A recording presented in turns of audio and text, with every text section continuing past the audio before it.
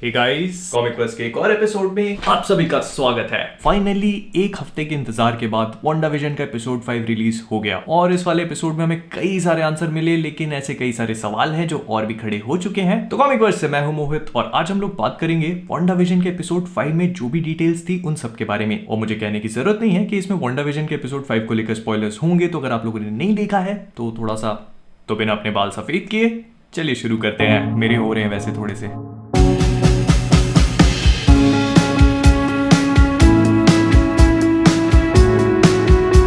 Okay, तो 40s, 50s, 60s, 70s सारे errors के सिटकॉम्स को देखने के बाद अब हम लोग आ चुके हैं सन 80 पे, मतलब 80s के सिटकॉम पे। और इस वाले शो की पूरी थीम भी 80s के एक बहुत ही फेमस सिटकॉम फैमिली टाइज पे बेस्ड है। इसका इंट्रो भी उनसे काफी मिलता जुलता है और इस वाले एपिसोड की स्टार्टिंग से हमने फिर से वही सारी चीजें देखी। मतलब वांडाविजन के सारे एपिसोड में उनके एरास के साथ साथ उनके घर का इंटीरियर भी चेंज हुआ है।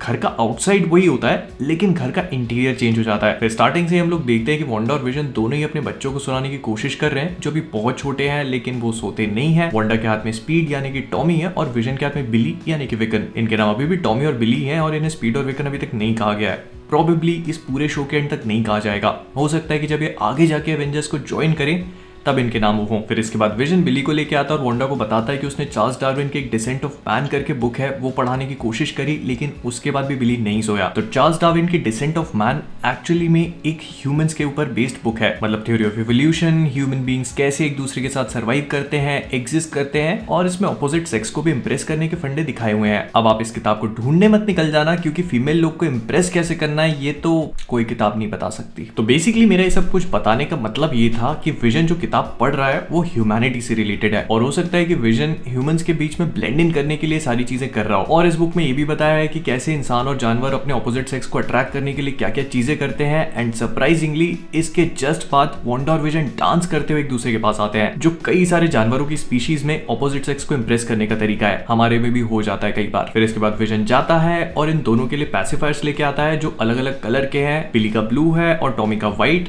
तो इसके पीछे कोई भी ईस्टर एग नहीं है, ये बस दोनों ने इसीलिए अलग अलग कलर के रखे हैं ताकि दोनों ट्विंस के पैसिफायर एक दूसरे से एक्सचेंज ना हो। और आप फ्यूचर के लिए बता रहा हूं, अगर बच्चे हो तो उनके पैसिफायर्स को अपने कान में मत ठूस देना। कान में ठूसोगे तो इन्फेक्शन होने के चांसेस बढ़ जाएंगे। फिर इसके बाद इस पूरे एपिसोड में मैंने एक चीज नोटिस करी, मतलब एटलीस्ट स्टार्टिंग के कुछ मिनट्स में तो है ही है। इस पूरे एपिसोड में हर कहीं आपको बर्ड्स मिलेंगी, मतलब घर की पेंटिंग में चिड़िया है, फायर प्लेस पे एक मोर जैसा कुछ लग रहा है, फिर किताबों में भी चिड़िया है, इंट्रो दिखाया तो उसमें भी चिड़िया है, हर कहीं चिड़िया भरी पड़ी है। अब ऐसा हो सकता है कि बर्ड्स सिग्निफाई कर रही है वेस्ट व्यू में जितने भी लोग रह रहे हैं उनको, मतलब वो एक बर्ड के जैसे हैं जो एक केज में कैद हो चुके हैं और बाहर निकल नहीं पा रहे। फिर इसके बाद इनकी पड़ोसी एग्नेस घर में आती है और सरप्राइजिंगली वो तभी पहुंचती है जब वांडा और विजन दोनों ही काफी मुश्किल स्टेट में होते हैं। तो उन्हें इस क्राइसिस से बचाने के लिए एग्नेस वहां पे आती है और वो उन्हें बताती है कि वो एक जैजरसाइज के लिए जा रही थी कि तभी उसने बिली और टॉमी को रोते हुए सुना और वो आ गई। अब जैजरसाइज बेसिकली 80s में काफी फेमस होने वाली एरोबिक्स है, जिन्हें आज हम जुम्बा, एरोबिक्स, HIIT और पता नहीं कौन कौन से नामों से जानते हैं। लेकिन इन सारी चीजों के बीच में एक बहुत ही इंटरेस्टिंग सी चीज होती है जब एग्नेस वांडा से कहती है कि क्या उसे ये सीन दोबारा से करना चाहिए, मतलब ये पूरा का पूरा टेक जो उसने लिया है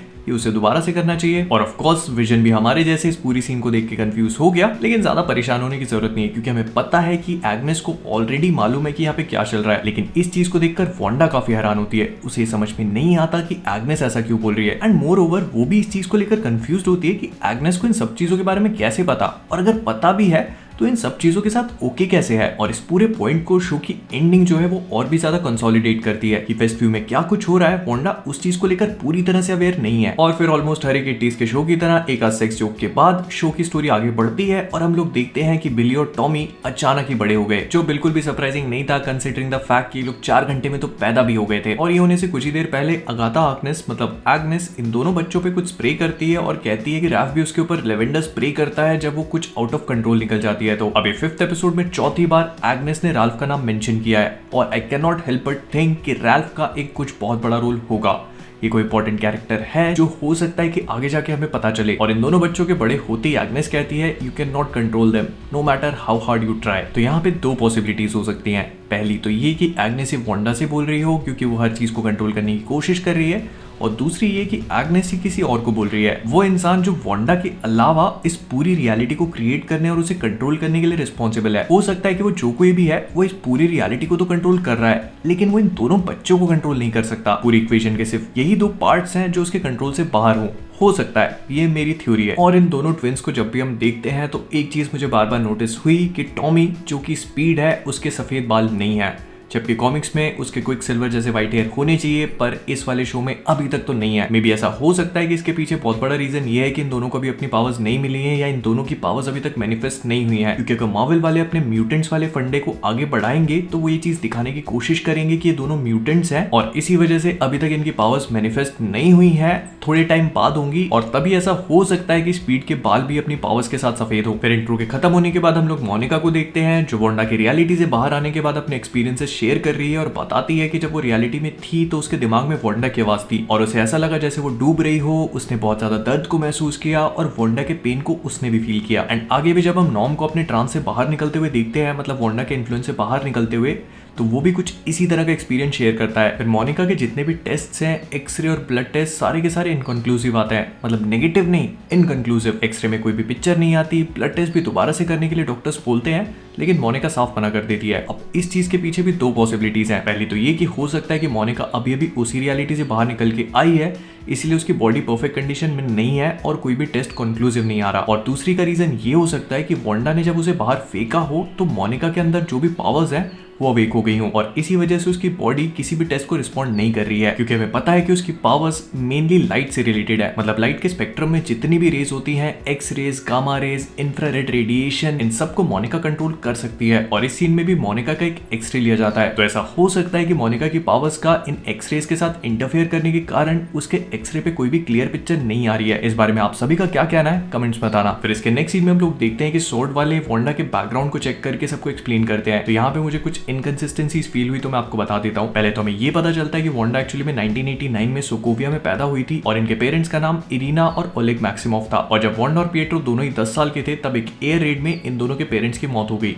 अब कॉमिक बुक्स में आपको पता ही होगा कि एक्चुअली में ये दोनों वांडा के पेरेंट्स नहीं है। और हाँ, पहले इस सीन में दिखाया गया है कि वांडा जो है वो 1989 में पैदा हुई, History on our subject, born in Sokovia in 1989. लेकिन इसके अगले फ्रेम में दिखा दिया कि 1988 में पैदा हुई थी वो। तो क्या इसके पीछे भी कोई लॉजिक है या फिर ये सिर्फ एमसीयू के पार्ट पे एक एरर है? मुझे ऐसा लगता है कि इसके पीछे कोई ना कोई लॉजिक होगा एंड आई थिंक कि वांडा का एक्चुअल बर्थ 1988 में हुआ, लेकिन 1989 इसीलिए दिखाया गया क्योंकि शायद तब इरीना और ओलेग ने इन्हें अडॉप्ट किया हो। आई थिंक ये दोनों इनके रियल बच्चे नहीं होंगे, तभी यहाँ पे मार्वल वाले मैग्नेटो को घुसेड़ के कुछ म्यूटेंट्स वाला फंडा इंट्रोड्यूस कर सकते हैं। फिर बाकी हमें वही सारी चीजें पता चलेगी, कैसे लोग हाइड्रा के लिए वॉलंटियर करते हैं और कैसे माइंड स्टोन के एक्सपेरिमेंट्स के कारण इन्हें अपनी पावर्स मिलती हैं। और एक चीज और भी कि टायलर हेवर्ड सचमुच एक बहुत बड़ा। फिर इसके बाद आता है एक बहुत ही इंटरेस्टिंग सीन जहाँ पे टायलर ये बताता है कि कैसे वांडा ने विजन की बॉडी को स्वॉर्ड के हेडक्वार्टर से चोरी किया। तो यहाँ पे हम देखते हैं कि वांडा खुले आर्म स्वॉर्ड के हेडक्वार्टर्स में घुसी और उनकी एक लैब में जहाँ पे विजन के ऊपर वो लोग एक्सपेरिमेंट्स कर रहे थे, वहां जाकर उसने विजन की बॉडी को चोरी कर लिया। मैं इसे चोरी तो नहीं बोलूंगा क्योंकि उसने सिर्फ वही लिया जो उसका था। और ये स्वॉर्ड वालों की प्रॉब्लम क्या है यार, 5 साल से विजन पे एक्सपेरिमेंट ही कर रहे हैं लोग, एक एवेंजर पे। लेकिन इस सीन से हमें काफी सारी चीजें समझ में आई हैं। पहली तो ये कि वांडा को विजन की बॉडी कहाँ से मिली, फिर दूसरी ये कि एमसीयू की टाइमलाइन में वांडा विजन कहाँ पे फिट हो रहा है। और इस सीन से हमें ये भी पता चलता है कि विजन को दोबारा से जिंदा करने के कारण क्यों वांडा ने सोकोविया अकॉर्ड्स को वायलेट किया है, जैसे सोकोविया अकॉर्ड्स की किसी को पड़ी भी है। और फिर डार्सी और जिमी वो भी इसी बारे में बात करते हैं कि क्या होगा जब विजन को पता चलेगा कि एक्चुअली में रियलिटी क्या है, क्या होगा जब विजन को पता चलेगा कि एक्चुअली में वो मर चुका है। फिर ऐसे करके हम दोबारा से वांडा की रियलिटी में आते हैं जहाँ पे वो सिटकॉम चल रहा है और यहाँ पे हम देखते हैं कि टॉमी और बिली को एक स्ट्रे डॉग मिल चुका है जिसे वो अडॉप्ट करने की कोशिश कर रहे हैं। तो 5वां एपिसोड, चौथा नया जानवर। हर वो एपिसोड जिसमें वांडा की सिटकॉम रियलिटी को दिखाया गया है उनमें एक ना एक जानवर होता ही है। और मेरी इसी जानवर वाली थ्योरी को मैंने पहले भी एक्सप्लेन किया था कि कैसे मुझे लगता है कि जितने भी जानवर हैं हो सकता है कि मेफिस्टो हो, लेकिन स्पार्की मतलब जो इस एपिसोड वाला डॉग है वो मुझे मेफिस्टो नहीं लगता। ये बेसिकली मार्वल कॉमिक्स को लेकर एक ईस्टर एग है जहां पर विजन एक्चुअली में स्पार्की नाम का एक डॉग क्रिएट करता है। वो डॉग भी उसी की तरह एक सिंथेसॉइड होता है जो अपनी फैमिली को एक करने के लिए क्रिएट करता है और आगे जाकर उसकी वाइफ वर्जीनिया जो खुद भी एक सिंथेसॉइड होती है वो एक फिट ऑफ रेज में मतलब गुस्से में आके उस डॉग को मार देती है। लेकिन हाँ, इसी सीन में हमने विकन और स्पीड मतलब टॉमी और बिली को एक बार फिर से एज को बढ़ाते हुए देखा और हमें ये चीज समझ में आई कि टॉमी और बिली ये चीज अपने मन से कर रहे हैं, मतलब वो लोग बस सोचते हैं और अपनी एज को बढ़ा लेते हैं। और ये चीज सच में बहुत इंपॉर्टेंट है, ये बताती है कि वांडा की इस रियलिटी में इन दोनों के ऊपर किसी का कंट्रोल नहीं है, ये दोनों जो चाहे वो कर सकते हैं। एंड ये सचमुच एक बहुत ही इंटरेस्टिंग चीज है। मुझे लगता है कि टॉमी और बिली ही रीजन है इस पूरी रियलिटी के क्रिएट होने का। लेकिन अगर वो दोनों एज में बड़े होते चले जाएंगे तो फिर जिस भी इंसान को उन्हें यूज करना है वो उनका यूज कैसे करेगा, क्योंकि बड़े होने के बाद तो उनके पास दिमाग आ जाएगा और फिर उन्हें मैनिपुलेट करना इतना आसान नहीं हो पाएगा। फिर इसके बाद विजन रूम में आता है और उसके हाथ में एक न्यूज़पेपर है जिसमें हम लोग देखते हैं कि एक न्यूज लिखी है जो इतनी इंपॉर्टेंट नहीं है, लेकिन हाँ इसमें एक लाइन है जो काफी इंपॉर्टेंट है और वो है लाइट्स इन द स्काई। तो ये 80s के टाइम पे काफी फेमस चीज थी जब लोग कहते थे कि उन्होंने लाइट्स को देखा है स्काई में, तो हो सकता है कि वो यूएफओस हो। लेकिन इस केस में मुझे ये लगता है कि सोर्ड की जो भी लाइट्स यहाँ पे पड़ रही हैं, मतलब सोर्ड वाले अपने हेलीकॉप्टर्स को भेज के जो भी लाइट्स इन पे डाल रहे हैं, हो सकता है कि वो सारी लाइट्स इन द स्काई हो। फिर इसके बाद हम लोग वांडा को एग्नेस के सामने ही मैजिक परफॉर्म करते देखते हैं, जिसे देखकर विजन बिल्कुल भी खुश नहीं होता क्योंकि वो लोग अपनी आइडेंटिटीज को छुपाने की कोशिश कर रहे हैं। लेकिन वांडा उससे कहती है कि अब उन्हें छुप के नहीं रहना चाहिए, जो मुझे लेकर आता है अपनी एक और थ्योरी पे, और वो ये है कि वांडा को भी ये चीज समझ में आ चुकी है कि एग्नेस समझ चुकी है कि यहाँ पे क्या चल रहा है। लेकिन सिंस इस पूरी रियलिटी को कोई और कंट्रोल कर रहा है तो वांडा समझ चुकी है कि एग्नेस के सामने अब कुछ भी छुपाने का कोई फायदा नहीं है, क्योंकि वो दोनों ही इसमें कुछ नहीं कर सकते। फिर इसके बाद वाले सीन में हम देखते हैं कि डार्सी को फाइनली अपनी कॉफी मिल चुकी है और ये वाला सीन बस वांडा विजन के लिए नहीं बट पूरे एमसीयू के लिए इंपॉर्टेंट है, जहाँ पे लोग बात करते हैं कि कैसे वांडा ने ऑलमोस्ट थानोस को निपटा ही दिया था और वो अगर आखिरी टाइम पे अपनी फायर का यूज नहीं करता तो कैसे वांडा ने ऑलमोस्ट थानोस को पेल ही दिया था। लेकिन फिर वो लोग ये भी आर्ग्यू करते हैं कि कैप्टन मार्वल ने भी तो थानोस को पेल दिया था। लेकिन हम सभी को पता है कि रियलिटी क्या है। बट यहाँ पे जो ध्यान देने वाली चीज है वो ये है कि मोनिका कैप्टन मार्वल का नाम सुनते ही थोड़ी सी एजिटेट हो जाती है और उनसे कहती है कि वो लोग कैप्टन मार्वल की बात करने के लिए यहाँ पे नहीं खड़े हैं। तो मुझे ऐसा लगता है कि सिंस कैरल इतने पुराने टाइम से गई है और दोबारा मोनिका को पूछने तक नहीं आई, तो उस चीज से मोनिका अभी तक नाराज है और इनकी ये वाली केमिस्ट्री कैप्टन मार्वल 2 में प्ले आउट करेगी। लेकिन इस सीन को देखकर एक सवाल और भी दिमाग में आता है, जब थानोस और एवेंजर्स की फाइट हो रही थी एंड गेम में, तब वहां पे कोई कैमरामैन तो था नहीं, तो इन सब लोग को इस बारे में पता कैसे है? और मुझे लगता है कि इसका सिर्फ एक ही मतलब है गाइस, कि रिपब्लिक भारत भी एमसीयू में एग्जिस्ट करता है। और इसी में मोनिका एक बहुत ही इंटरेस्टिंग चीज भी कहती है कि उसका एक दोस्त है जो एक एरोस्पेस इंजीनियर है और वो उसे कॉल भी करने वाली होती है, इससे पहले डार्सी उसे इंटरप्ट कर देती है। तो वैसे तो एमसीयू में कई सारे ऐसे लोग हैं जिन्हें मोनिका कॉल कर सकती थी, जैसे हैंक पिम, ब्रूस बैनर या फिर और भी कोई हो सकता था। बट यहाँ पे मुझे ऐसा लगता है कि मोनिका बात कर रही थी रोडी के बारे में, मतलब हमारे कर्नल रोड्स जो वॉर मशीन बनते हैं। बट ये सिर्फ मेरा एक गेस है और आपको क्या लगता है इस बारे में कमेंट्स में बताना। But on a serious note, इन लोग को यहाँ पर एक तरीका मिलता है जिसका इस्तेमाल करके वो किसी भी चीज को वांडा के बबल में भेज सकते हैं, और वो ये है कि अगर वो चीज अगर वांडा के सेम एरा की होगी तो शायद वो चेंज ना हो। और ये वाली थ्योरी सही भी प्रूव हो जाती है जब वो लोग एक ड्रोन को भेजते हैं। स्टार्क इंडस्ट्रीज ने सन 80 में एक ड्रोन बना लिया था जिसमें मिसाइल्स तक थी। सन 80 में हमारे यहाँ ड्रोन तो छोड़ दो, धोने के लिए नलों में पानी तक नहीं आता था। बट मोनिका के इन पुराने जमाने वाले कपड़ों में एक चीज और भी समझ में आई है, और वो ये है कि कोई भी चीज जब वांडा की रियलिटी में जाती है तो वांडा उसे क्रिएट नहीं करती, बस उसकी रियलिटी को अल्टर कर देती है ताकि उसका अपीयरेंस चेंज हो पाए। आई मीन मोनिका जब इस रियलिटी में एंटर करती है तो उसने एक बुलेट प्रूफ वेस्ट पहन रखी थी और उसकी यही बुलेट प्रूफ वेस्ट बस ट्रांसफॉर्म हो जाती है एक 80s के लुक वाले कपड़ों में। तो इसका मतलब ये है कि उस रियलिटी में जितने भी लोग हैं, जितनी भी चीजें वो लोग यूज कर रहे हैं, वो एक्चुअली में एग्जिस्ट करती हैं। बस वांडा ने अपनी पावर्स का इस्तेमाल करके उनकी अपीयरेंस को चेंज किया है, बस टॉमी और बिली को छोड़ के। वो दोनों एकदम अलग और एकदम रियल है। और हाँ, वांडा की पावर्स को यहाँ पर पहली बार हेक्स का नाम मिल चुका है, hexagonal hex. I still think कि हेक्सागोनल का कोई और भी मीनिंग होगा। फिर इसके बाद वाले सीन में हम लोग वांडा की रियलिटी में देखते हैं कि कैसे ये लोग ईमेल का इस्तेमाल करते हैं, और यहाँ पे विजन को पहली बार क्लियरली वांडा की रियलिटी में क्रैक्स दिखने शुरू हो जाते हैं, क्योंकि वो एक ईमेल देखता है जो डार्सी लुइस की तरफ से है, और उसे पढ़ने पे वहां पे जितने भी लोग मौजूद हैं वो सब एक साथ बोलते हैं जैसे फॉर द चिल्ड्रन बोल रहे थे। और वो अपनी पावर्स का इस्तेमाल नॉर्म के माइंड पे करता है और वो एकदम से स्नैप आउट हो जाता है। लेकिन विजन फिर से उसको दोबारा इसी रियलिटी में इंटीग्रेट कर देता है ताकि वो और सफर ना करे। फिर इसके बाद टायलर हेवर्ड बताता है कि वो कितना बड़ा लस्सन है जब वो वांडा के ऊपर अपने ड्रोन से फायर करा देता है और वांडा अपनी रियलिटी से बाहर निकल के आती है उस ड्रोन को घसीटते हुए। अब यहाँ पे मुझे एक चीज समझ में नहीं आई, अगर ये ड्रोन 80s का है और पूरी तरह से black and white white footage दिखाता है तो कैसे इसने वांडा की रियलिटी में उसकी रेड आइज को पिक कर लिया। तो यहाँ पे मुझे लगता है कि इसका रीजन काफी सिंपल सा होगा। ड्रोन तो कलर फुटेज दिखाता है लेकिन वांडा की रियलिटी पूरी तरह से डिफरेंट है, इसलिए ड्रोन कोई भी कलर को पिकअप कर ही नहीं पा रहा। लेकिन जैसे उसने अपनी आंखों को रेड किया जो एक्चुअली में रियलिटी है, तो ड्रोन ने उसे तुरंत ही पिक कर लिया। फिर वांडा गुस्से से फनफनाती हुई बाहर निकल के आती है और सबसे कहती है कि अगर दोबारा ऐसा किया तो एक एक की खाल खींच के धनिया बो दूंगी। वो वही अपना प्यारा सा हेड टिल्ट करती है और उसका एक्सेंट एक बार फिर से ब्यूटीफुल ये डेंजरसली यूरोपियन हो चुका है। और हाँ, यहाँ पे मैंने एक चीज और भी नोटिस करी, वांडा पहले से काफी ज्यादा पावरफुल हो चुकी है क्योंकि वो अपने हाथ के एक इशारे से कम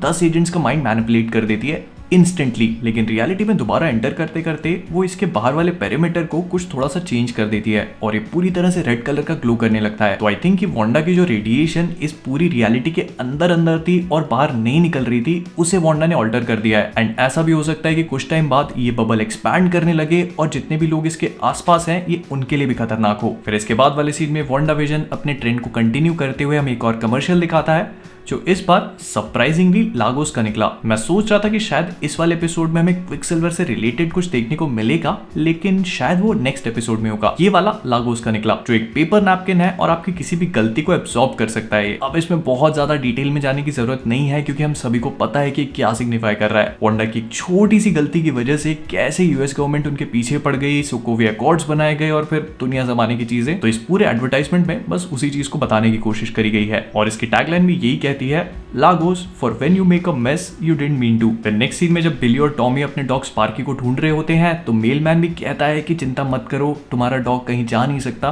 क्योंकि तुम्हारी मॉम उसे कहीं जाने देगी नहीं। तो यहाँ पे सारे के सारे लोग धीरे धीरे करके वांडा की इस ऑल्टरनेट रियलिटी से स्नैप आउट करना शुरू कर रहे हैं। और नेक्स्ट सीन में हमें पता चलता है कि इन दोनों का जो डॉग स्पार्की था उसकी डेथ भी हो चुकी है।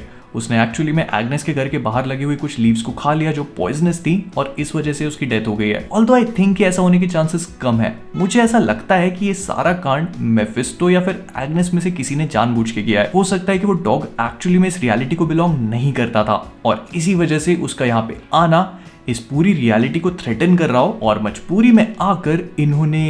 अब इस वाले सीन को देखकर आप लोग सोच रहे होंगे कि यहाँ पे वांडा सिर्फ अपने बच्चों को समझा रही है कि लाइफ के क्या रूल्स होते हैं और कोई माँ बेटे वाला ज्ञान दे रही है, लेकिन ये सीन काफी इंटरेस्टिंग है। यहाँ पर हमें ये चीज समझ में आती है कि वांडा एक्चुअली में ये चीज समझती है कि लाइफ के रूल्स होते हैं और किसी मरे हुए को जिंदा करना पूरी तरह से सही नहीं है। और फिर नेक्स्ट सीन में विजन आता है और वांडा को जो कुछ भी उसके ऑफिस में हुआ उन चीजों को लेकर कन्फ्रंट करता है। लेकिन जैसे वांडा इस पूरे टॉपिक को अवॉइड कर रही है, वो इस बारे में बात ही नहीं करना चाहती और उसके इसी एटीट्यूड के कारण वो अपने सिटकॉम को वहीं पे बंद कर देती है और क्रेडिट्स तक रोल होने शुरू हो जाते हैं। लेकिन विजन अब इतनी आसानी से लेट को नहीं करने वाला। वो वांडा को कन्फ्रंट करता है और इन दोनों की काफी हीटेड आर्ग्यूमेंट होता है। लेकिन यहाँ पे वांडा एक काफी इंटरेस्टिंग सी और इंपॉर्टेंट सी चीज बोलती है। वो कहती है कि यहाँ पे जो कुछ भी हो रहा है ये उसके कंट्रोल में नहीं है। वो विजन को समझाने की कोशिश करती है कि जितने भी लोग हैं क्या वो उनके एक एक चीज के रूटीन का ध्यान रख सकती है। ये फिजिकली वांडा के पावर्स के हिसाब से पॉसिबल ही नहीं है। लेकिन इससे पहले कि वो आगे कुछ बोल पाती, डोरबेल रिंग होती है और हम सभी लोग देखते हैं कि पिएट्रो एक बार फिर से वापस आ चुका है। एंड सरप्राइजिंगली पिएट्रो को वांडा ने रिकास्ट कर लिया है और ये पिएट्रो और कोई नहीं बल्कि एक्समैन के यूनिवर्स वाला क्विकसिल्वर है, मतलब इवान पीटर्स वाला। ऑनेस्टली गूज़बम्स आ गए देख के। लेकिन सैडली आई थिंक कि जैसा हम लोग सोच रहे हैं वैसा कुछ होगा नहीं। ये मार्वल वालों ने एक बहुत ही शानदार पत्ता फेंका है हमारा काटने के लिए और कुछ का तो सच में कट भी गया, लेकिन मैं इतनी आसानी से पीछे नहीं हटूंगा। मैं अभी भी अपनी उसी मेफिस्टो वाली थ्योरी को पकड़ के चल रहा हूँ एंड आई थिंक ये एक्समैन वाला क्विकसिल्वर नहीं है। इवान पीटर्स एक्चुअली में एमसीयू का मेफिस्टो है जो वांडा और विजन की इस पूरी कन्वर्सेशन को रोकने के लिए पिएट्रो बन के आया है। अब Wanda, Vision, Darcy, Jimmy Woo इनमें से किसी को भी ये तो नहीं पता कि ये एक्चुअली में एक्समैन वाले यूनिवर्स में क्विकसिल्वर था और सेम ही रोल में था। ये तो बस हम ही लोग जानते हैं। तो मार्वल वालों ने सोचा कि क्यों ना एक काम करते हैं, इसको पिएट्रो बना देते हैं तो कम से कम जो देखने वाली ऑडियंस है, मतलब हम तो बेवकूफ बन ही जाएंगे ये सोच के कि मल्टीवर्स आ गया है एमसीयू में। लेकिन आई थिंक कि एक्चुअली में मेफिस्टो है जो वांडा की इस पूरी रियलिटी को कंट्रोल कर रहा है। और जब उसने देखा कि वांडा के हाथों से चीजें निकल रही हैं तो फिर उसने खुद अपने आप को पिक्चर में इंट्रोड्यूस किया। और अगर आप लोग इसे थोड़ा सा ध्यान से देखेंगे और इसे एक्समैन वाले क्विकसिल्वर से कंपेयर करेंगे तो आपको खुद ही रियलाइज हो जाएगा कि ये दोनों कैरेक्टर्स बिल्कुल अलग हैं। इनके एक्शंस, इनका बात करने का तरीका, डायलॉग सब कुछ डिफरेंट है। तो अगर आप लोग भी मेरी इस थ्योरी से एग्री करते हैं तो प्लीज मुझे कमेंट्स में बताइएगा, और अगर नहीं करते हैं तो ऐसा क्यों वो भी बताना। तो विद दैट बीइंग सेड हम लोग इस वीडियो को यहीं पे रैप अप करेंगे। मुझे पता है कि वीडियो बहुत लंबा बन गया, पर एपिसोड भी बहुत लंबा था, हालांकि लगा नहीं इतना लंबा। तो अगर आपको ये वीडियो पसंद आया हो तो प्लीज इसे लाइक और शेयर करना मत भूलिएगा। फिर इसके बाद अगर आप सभी लोग कॉमिक वर्स पे नए हैं तो वो नीचे वाला सब्सक्राइब बटन अभी भी आपको विजन के मुंह जैसा लाल दिख रहा होगा, तो उसे तुरंत ही विजन के मरे हुए मुंह जैसा ग्रे बनाइए। ऐसा तो कोई भी नहीं करेगा, मतलब बस लाल को ग्रे बना दो गाइस। फिर इसके बाद जब इतना सब कुछ कर लिया है तो मुझे फेसबुक, इंस्टाग्राम, ट्विटर, डिस्कॉर्ड सब पे फॉलो कर लो। मैं बोलता हूं पर आप लोग करते नहीं हो तो कर लो, प्लीज कर लो। और मुझे पता है कि इस वाले एपिसोड में और भी कई सारी चीजें होंगी जो मैं मिस कर गया होऊंगा, तो प्लीज उन्हें भी कमेंट्स में बताना मत भूलना। और इन सब चीजों के बाद जाने से पहले कॉमिक वर्स से मैं हूं मोहित, और आप सभी लोग stay safe, stay inside, and as always keep being awesome. कोई कुछ खिला दिस मामा। कौन खिला जिसको? मेरा जान कैसे कैसे कर रहा, मेरा बदन झंझना रहा, लगे कोई कुछ खिला दिस मामा। कौन खिला जिसको? क्या खिला जिसको? मामा हमको कोई कुछ खिला दिस मामा, मेरा जान कैसे कैसे कर रहा मामा।